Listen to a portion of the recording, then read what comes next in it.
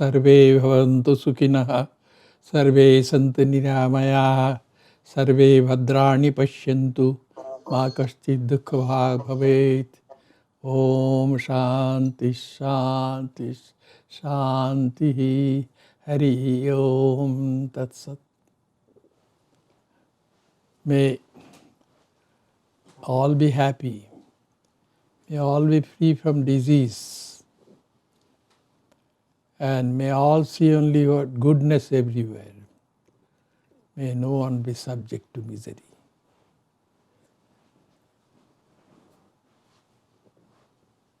May there be peace everywhere by God's grace.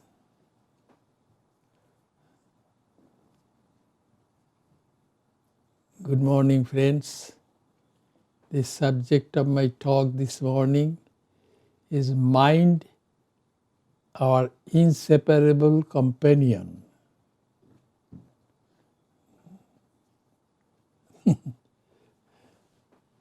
Yes.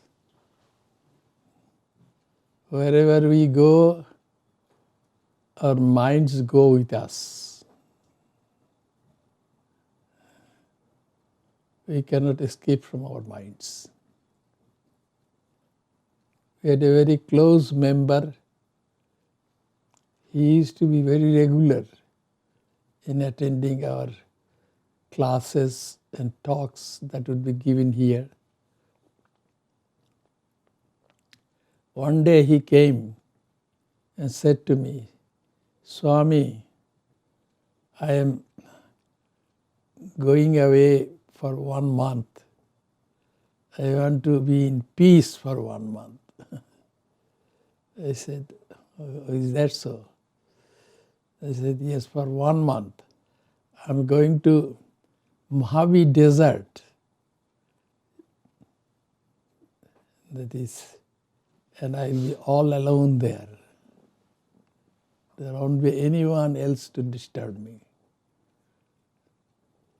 Then he said, even my wife will be left behind. I'm not taking her with me. He said, are you sure you'll be alone? He said, yes, Swami, I'm sure that I'll be alone.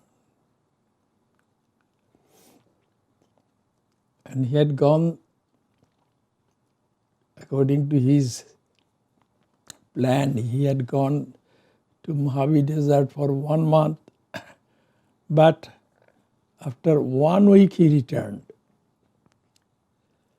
I asked him, why have you returned?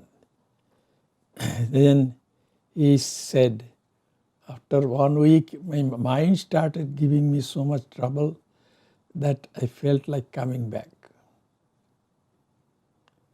Yes, he wanted to escape from the world, but he could not escape from his own mind. That's the situation.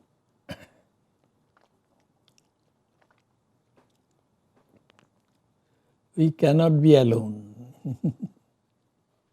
Always the mind is there. If there be a person in a solitary prison, is that person alone? No. That person's mind is there with him or her. And this mind, which always accompanies us, is a mystery to us. Mystery means something which you don't know about clearly. That is a mystery. So this mind of ours, is it a mystery? Well, that many thinkers in the world have tried to find out what the mind is. Let me refer to the Western thinkers. According to Western thinkers, who are mainly materialistic, there is a joke.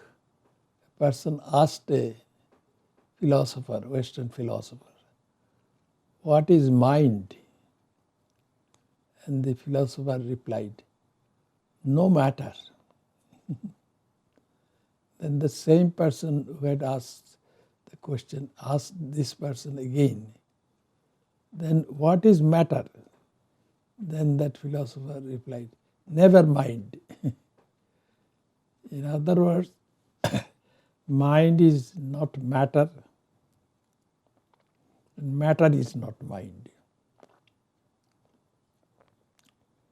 But it is very strange that India, which has 6 systems of well-developed schools of philosophy,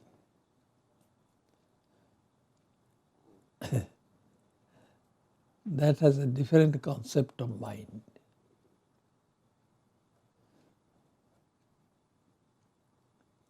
Out of those 6 systems, the most ancient system of philosophy in India is called Sankhya philosophy. Sankhya means something which explains everything clearly. What is Sankhya? This question has been asked. The answer has been given. Samyak khyayate iti Sankhya. Something which explains everything clearly. That is Sankhya. And according to this school of philosophy, mind is matter.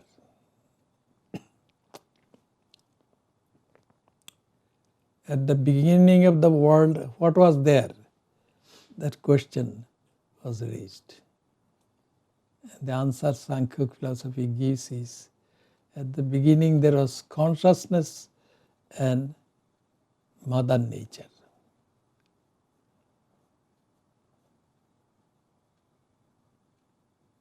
And consciousness, Sankhya philosophy calls Purusha.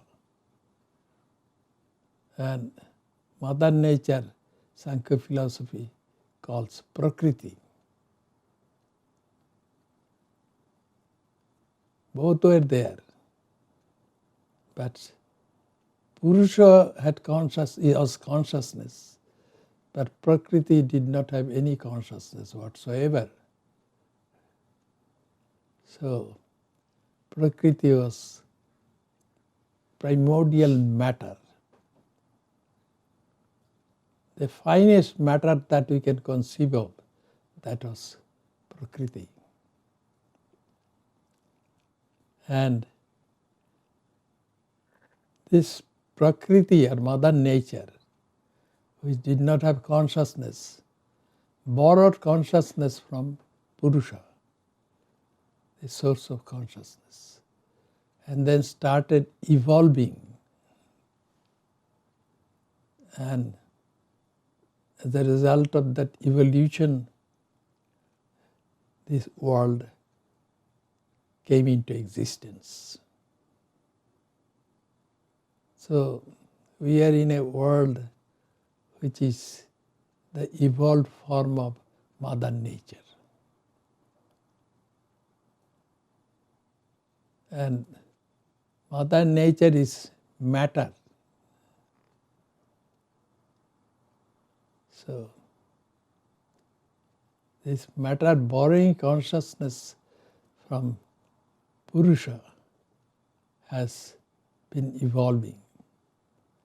And the evolved product is this entire world.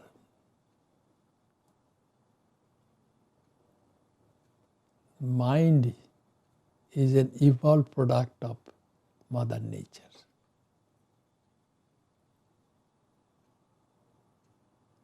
Now one may say, mind which is so close to us, where is the mind located? Yes, where is the mind located? The general answer will be, the mind is located most probably inside the brain. This is what the Western philosophers try to say. Somewhere in the brain the mind is there.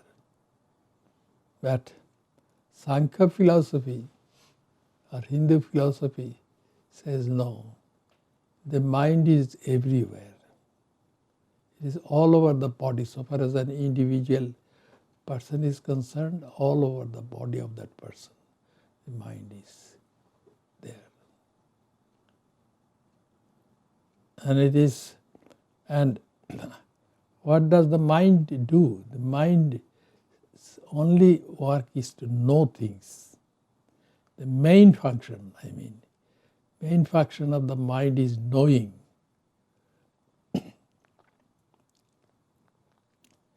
Even when a person thinks that he does not know anything, at least that person knows that he does not know everything.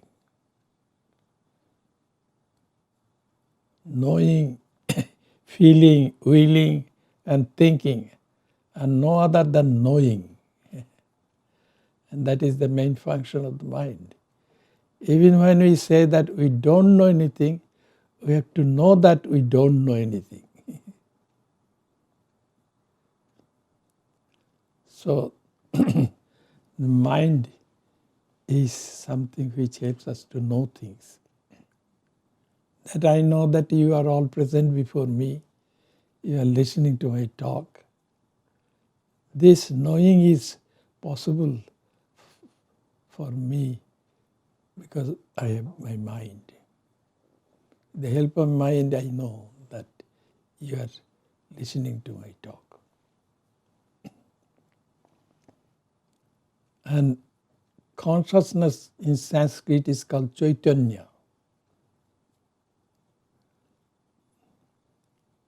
And there is another Sanskrit word called vritti. Vritti means taking the form of the object known. When the mind takes the form of an object known, then that is the vritti of the mind. In other words, modification of the mind. The mind takes the form of something. When I am thinking of a chair, then my mind has taken the form of that chair. So, my mind has this vritti now.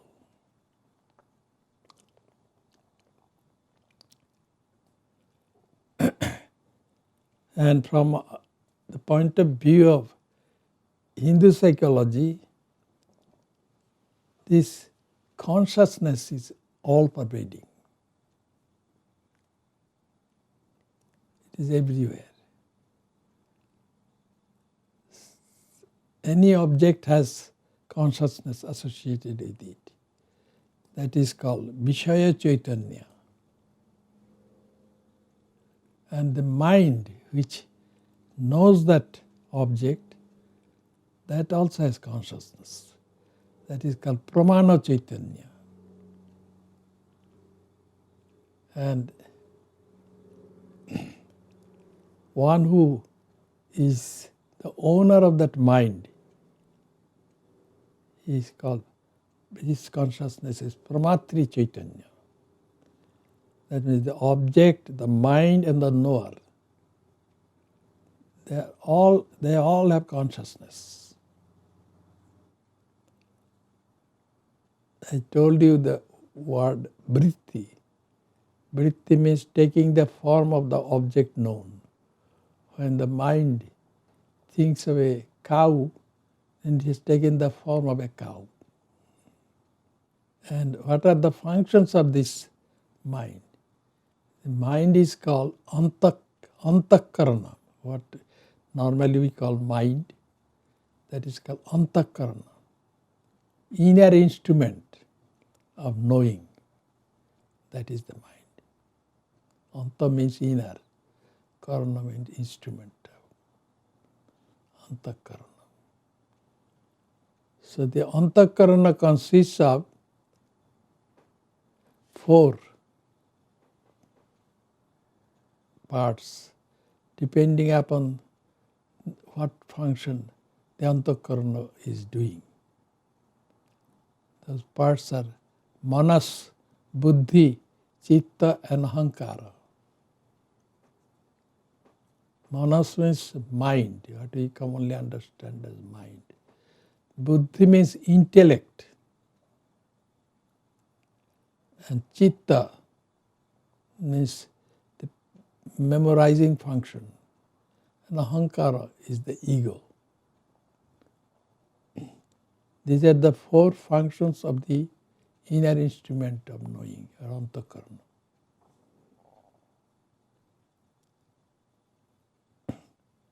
When I see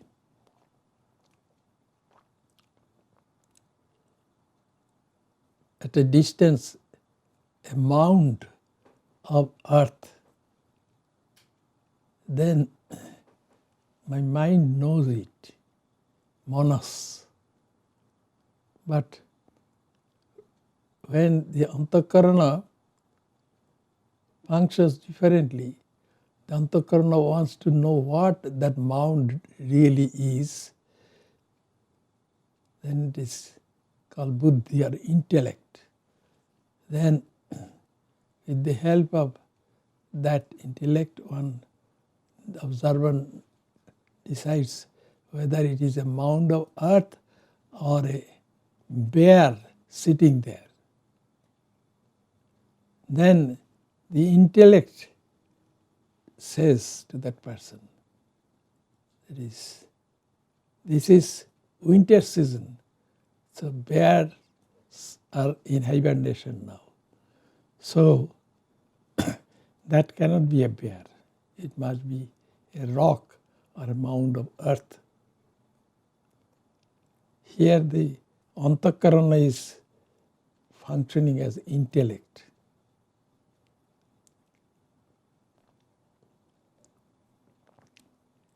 And what is chitta?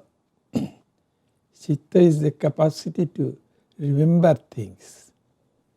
Antakarana has that ability. What did I drink in the morning? Did I drink tea or coffee? That the mind remembers. And this remembering ability of the inner instrument of knowing is called chitta, remembrance. And then ahankara, ego. Yes, it is I who did all these things. I was the doer. This ahankara, this is also a function of the inner instrument of knowing, or antakarana.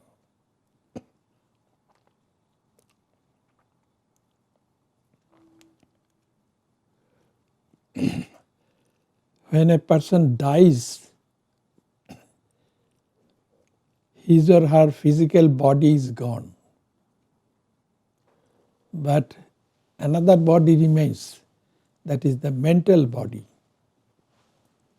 resembling the physical body. But it is not made of muscles and bones and all those things. It is made of very subtle matter. That subtle body is called Sukshma Sharira, or subtle body, that remains after death.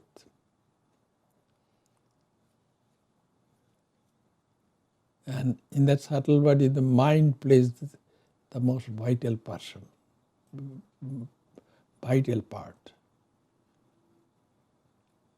That's why in Hinduism it is said that the last thought of a person should be a good thought. That thought which will elevate a person.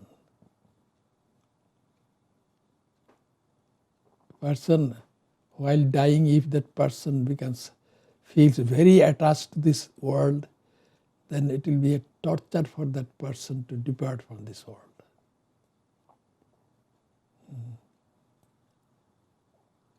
And maybe a person wanted to be a millionaire, but he could never be a millionaire.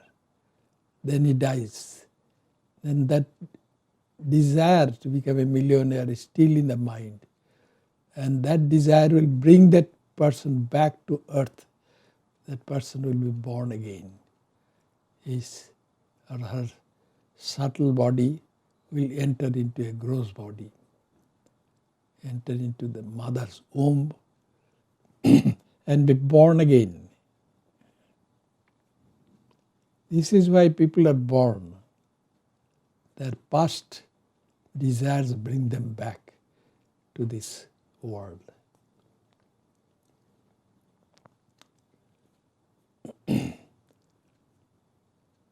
When I was a young boy, I knew a doctor.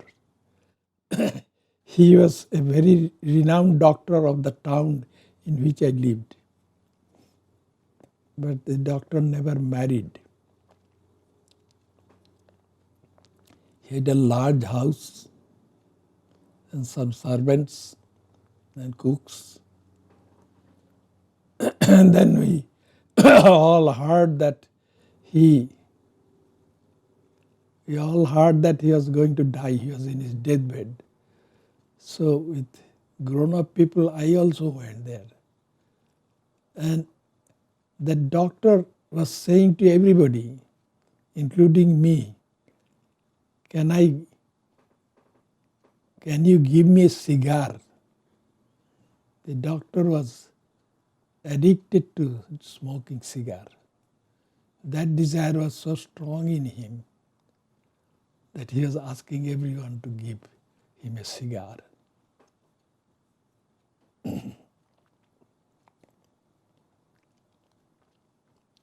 It is quite possible that he had, due to smoking too much cigar, or for some reason, he developed lung cancer.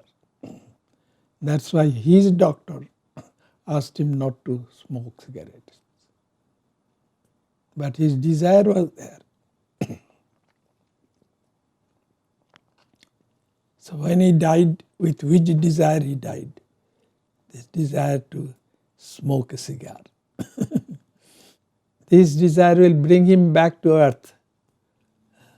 Where will he be born? He will be born in a place where he can get a lot of cigar. Maybe in a cigar factory.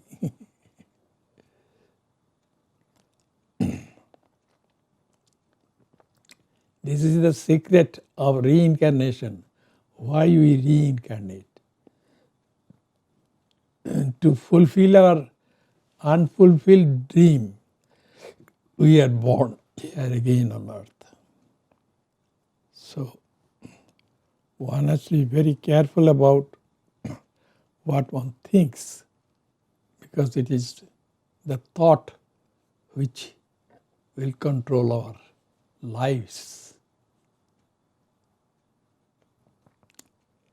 So, how not to be born again? There could be a person who doesn't want to be born again. He has had enough of this world. But how not to be born again? Well, to do that, one has to get rid of one's ego. It is the ego which has the wish, creates the wish to be born again.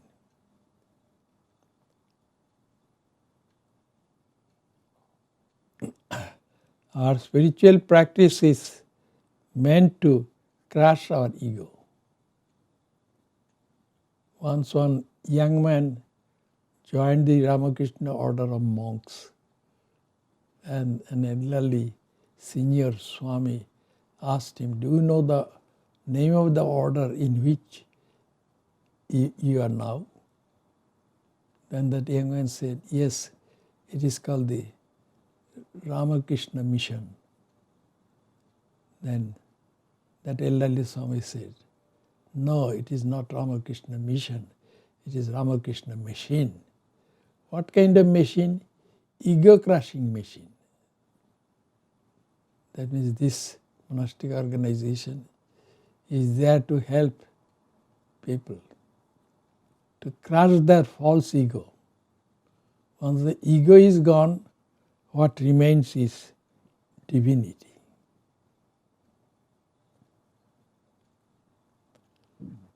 The owner and the object owned cannot be the same.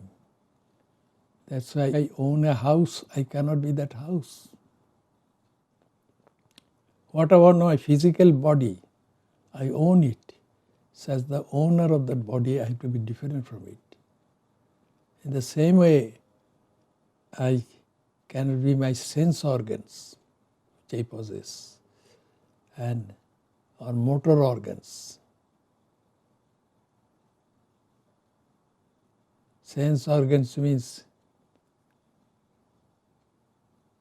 in Sanskrit, chakshu, karna, nasika, jiva, tvak. The eyes, organ of sight, organ of hearing, organ of smell, an organ of taste, an organ of touch. These are the 5 sense organs. And there are 5 motor organs. Vak, pani, pada, payu, upastha. That is the organ of speech. And the organ with the help of which we grab things, that means our hands. And the organ with the help of which we move about, that is our feet. And the organ which helps us to get rid of the food that we have digested, that is anus. And upastha, the organ of reproduction, or which we use for urination. So these are the 5 motor organs. A person is neither his or her sense organs nor motor organs, because that person is the owner of all these things. But what about the mind? The mind is also owned by a person.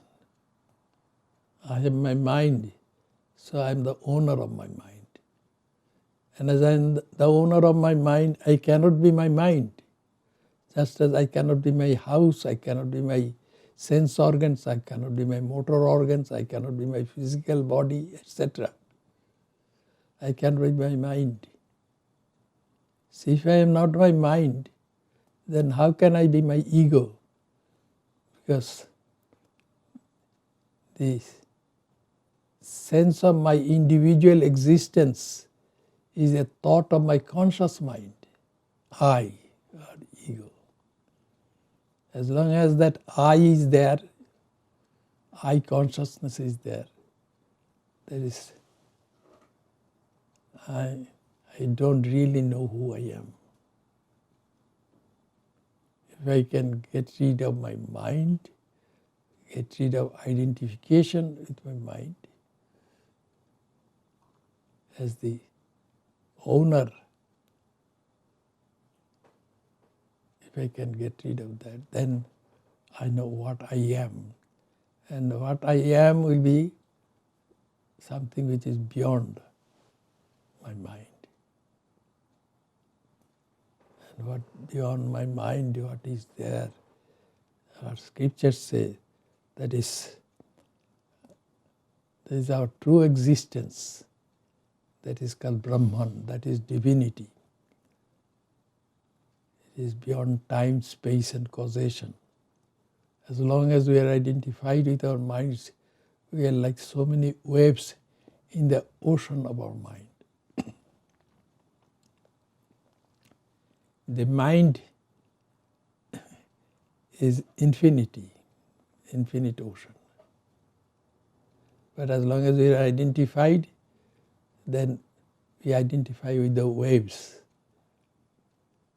That we think we are waves, limited waves. But no, we are that infinity. This is the teaching of Vedanta or Hinduism. And other theistic religions also teach the same thing. They say that God is omnipresent. God is everywhere, present everywhere. In what way? Well, in the way I have described to you.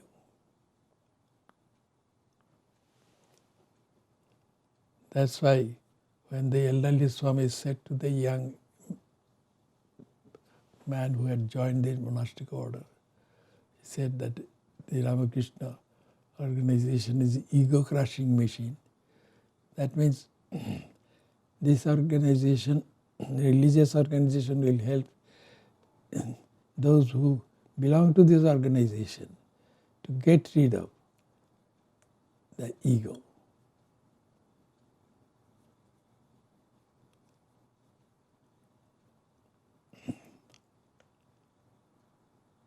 So mind is our inseparable companion. Ordinarily that is true, but eventually it is possible to give up that mind.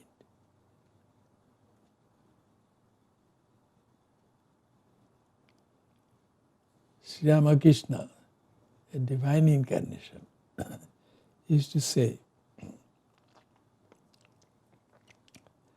that you have to give the idea of I and mine and replace it with thou and thine. Thou means God. God, everything is yours, nothing is mine. That means the ego has to be banished. When the ego is banished, then divinity is manifested. So, it may seem that our minds are our inseparable companions, but it is not quite true. We, as owners of our minds, are different from our minds. So when a person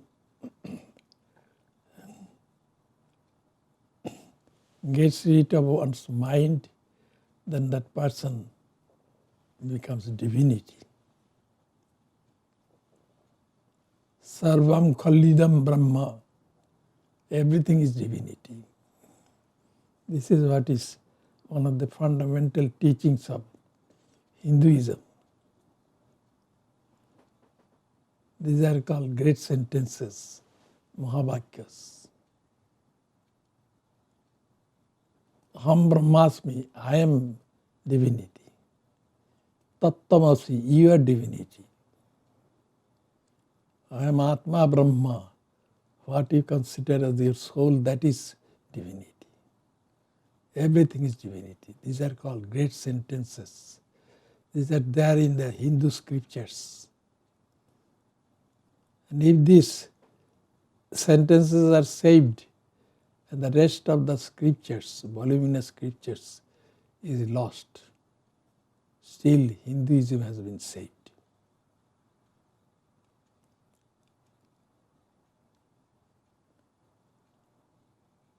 So the idea that mind is our inseparable companion is not correct.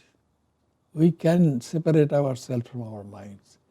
And when we do that, our ego is gone. And ego is gone, then there is only oneness everywhere. That oneness which is without a second. And Hindu scriptures call that Advitiyam. Ekam eva advitiyam, one alone without a second.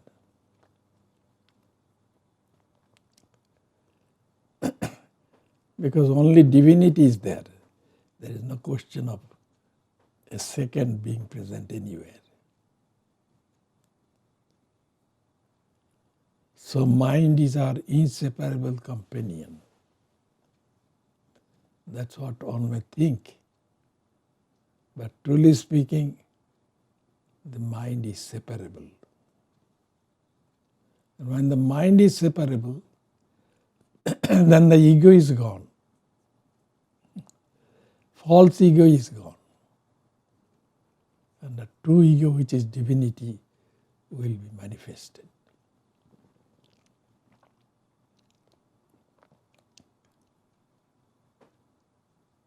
Sarvam Kallidam Brahma. Everything is divinity. This is one of the fundamental teachings of Hinduism. This is taught by other theistic religions also. Be ye perfect as the Father in heaven is perfect. That is, Jesus has given these teachings. That means you are divine. That is the highest teaching in Christianity.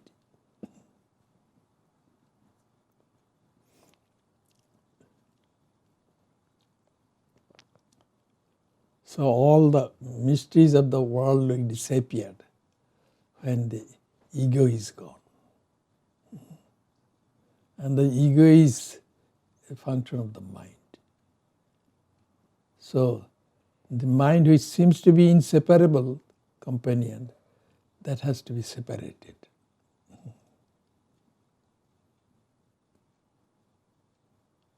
That has to be separated. And once it is separate, then only divinity will remain.